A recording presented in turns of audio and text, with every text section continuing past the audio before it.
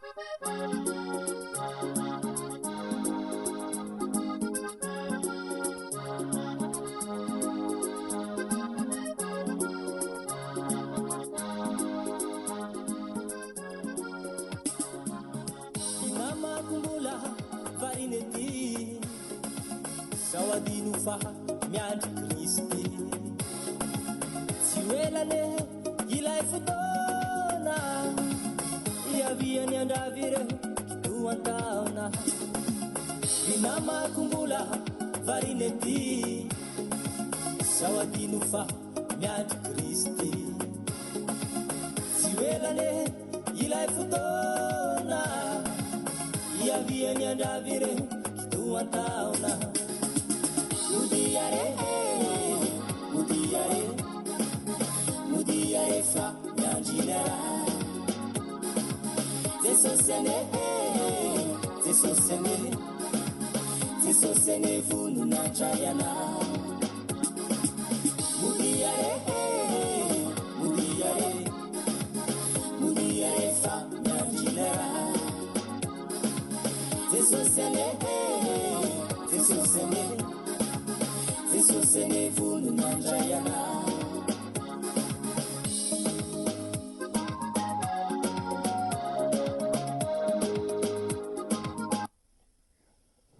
Vale miaravantsika rehetra amin'ny anaran'i Jesosy Kristy Tompo ry havana. Alohan'ny anambarana ny sakafom-panahiny io dia andeha isika rehetra iombom-bavaka amin'ny anaran'i Jesosy Kristy.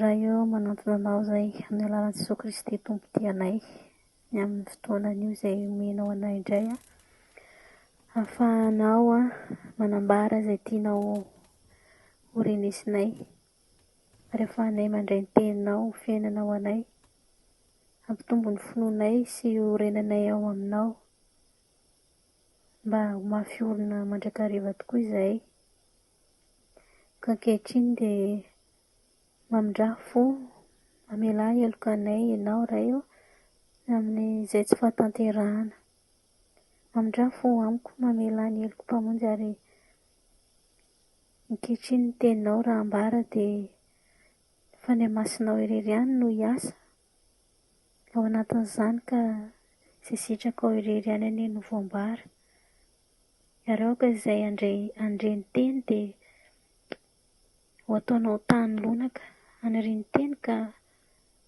hamoa avy zato eny amin'ny teninao eo amin'ny fiainany dia amin'ny anaranao Jesosy no anaovana izany vavaka izany ka sitraka raha eo amen. Ten'Andriamanitra efa mpizarana antsika an'io dia izay voasoratra ao amin'ny Jaona voalohany toko 7:7-20 ka hatramin'ny 4:20.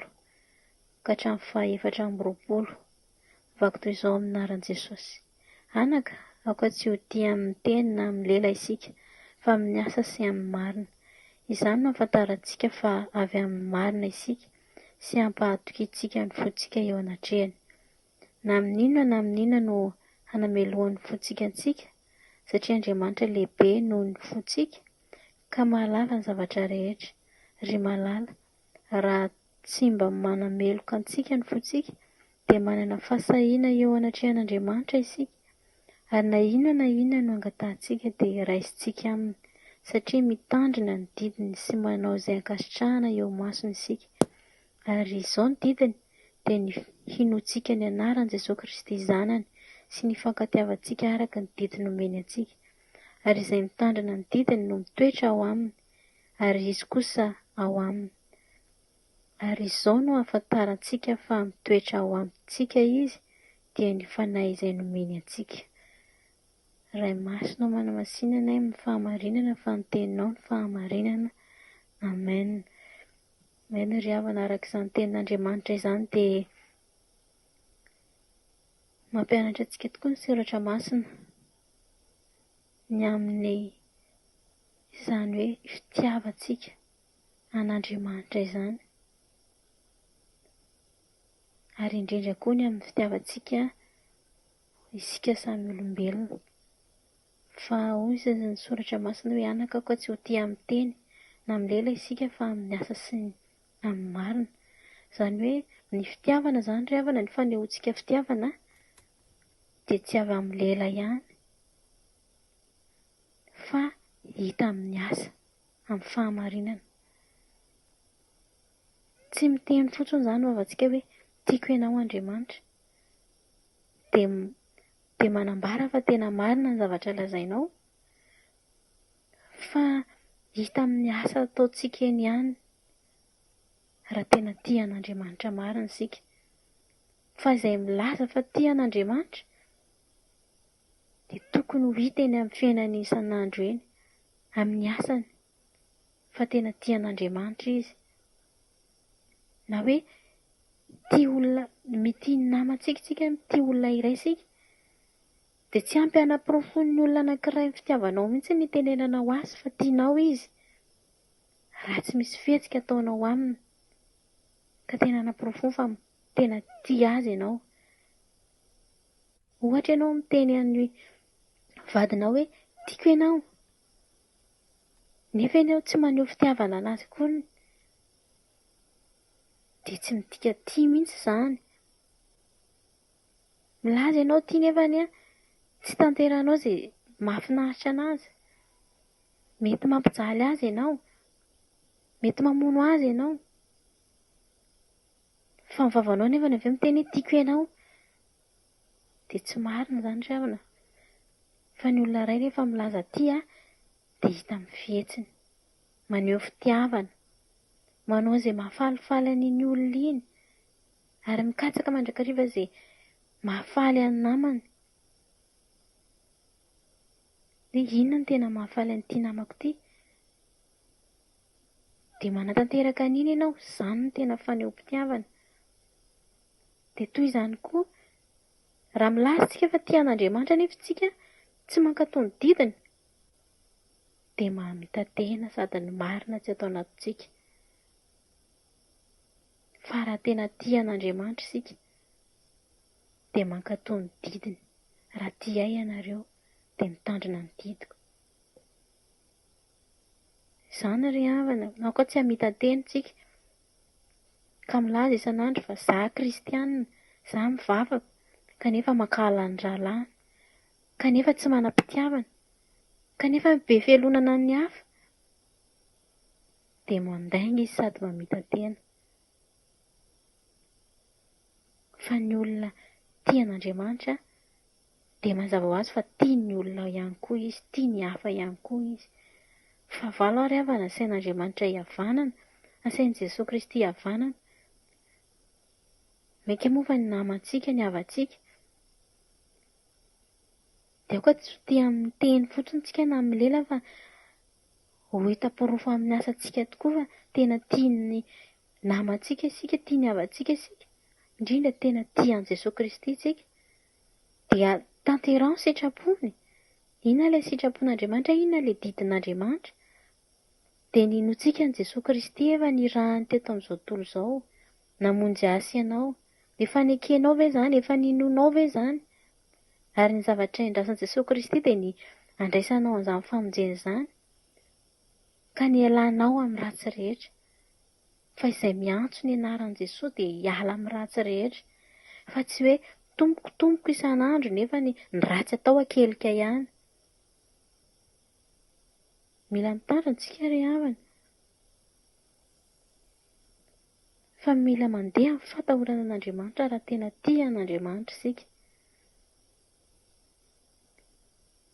Ary tsy manameloka ny ao amin'ny fotsika isika raha tena mahatsapa fa tena hoe tia an'Andriamanitra. Dia izany ry havana no ambara amintsika ankehitriny fa aoka tena ho tia amin'ny asa isika, amin'izay mety hanehoantsika fitiavana na amin'ny olona izany na amin'Andriamanitra.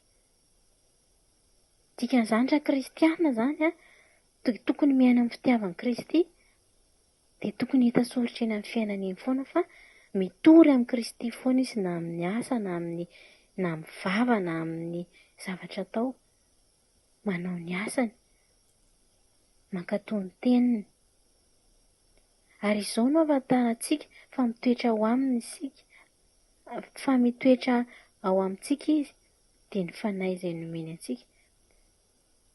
Rehefa mandeha amin'ny fitiavana tokoa tsika ry havana dia zava-dehibe tsy maintsy ao anatintsika ny fanahy masina. Ary izany no alalantsika ihany koa fa ao aminy isika dia manana an'izany fitiavana izany. Satria ny fanahy masina no manomeza ny fitiavan'Andriamanitra izany.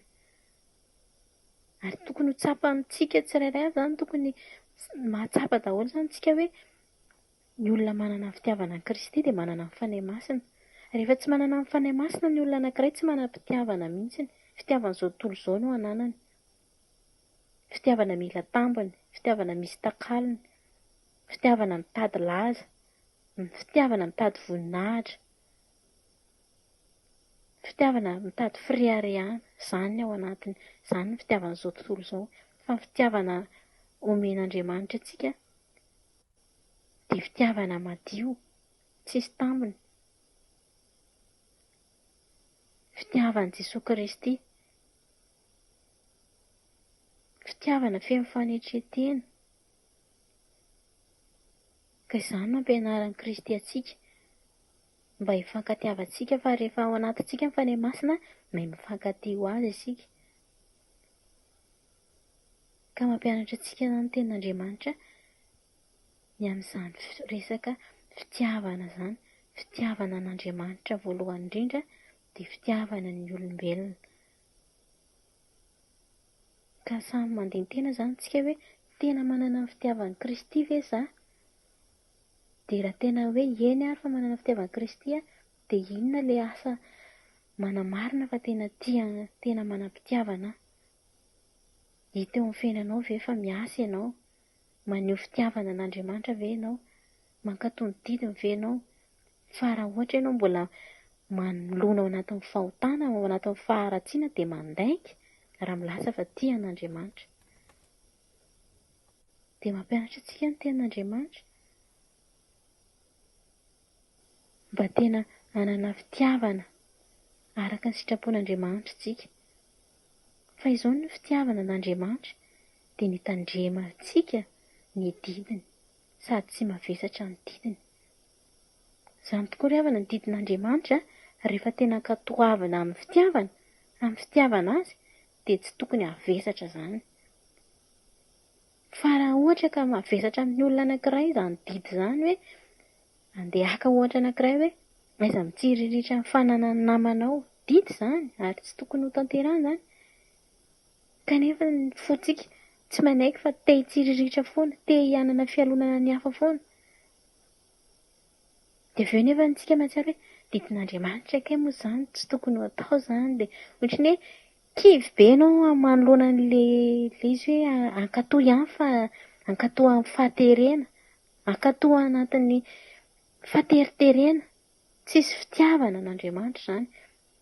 Fa ny fankatoavana ny didin'Andriamanitra dia misy fifaliana ao. Ary izany no lazaina hoe tsy mavesatra ny didiny hozy izy.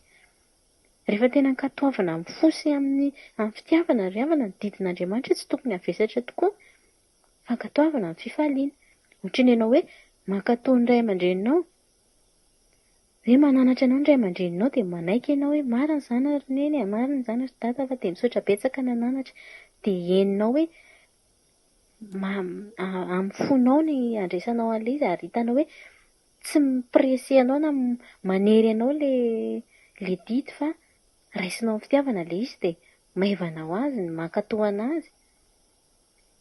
Dia izay ry havana, ankatoavy araka ny fitiavana an'Andriamanitra ilay didy fa tsy hoe amin'ny fahaterena na hoe amin'ny fahatahorana ny rakotina rabe, na hoe amin'ny fahatahorana ny fahaverezana mandrakizay hoe matahotra sao dia ho very fa dia aleo ankatoy an'ity hoe aza mamono olona aty fa sao dia very. Satria tiako Andriamanitra, satria izy efa tia antsika taloha, dia tiako izy dia ankatoaviko ny teniny. Dia izany ry havana no tenin'Andriamanitra ho antsika ankehitriny ka dia ho antsika rehetra anie izany teny izany dia vonaitra ho an'i Jesosy. Amen.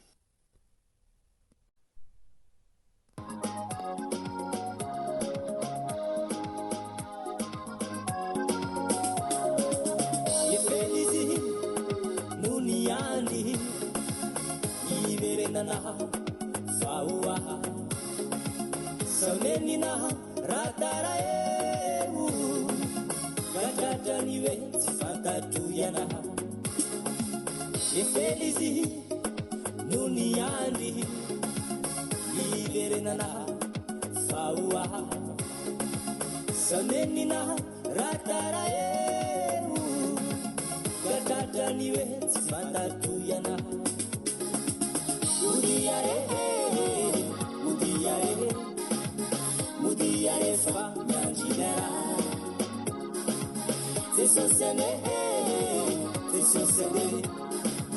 tesosene vunu nanjayana mudiare fa mianjilera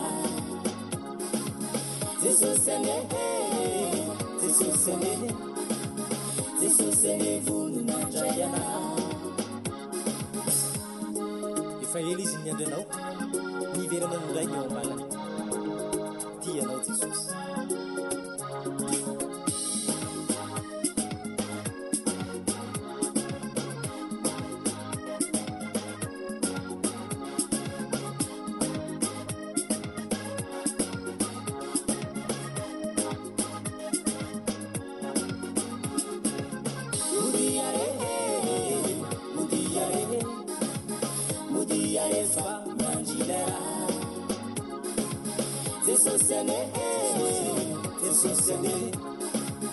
tesosene vunu nanjayana mudiare fa mianjilera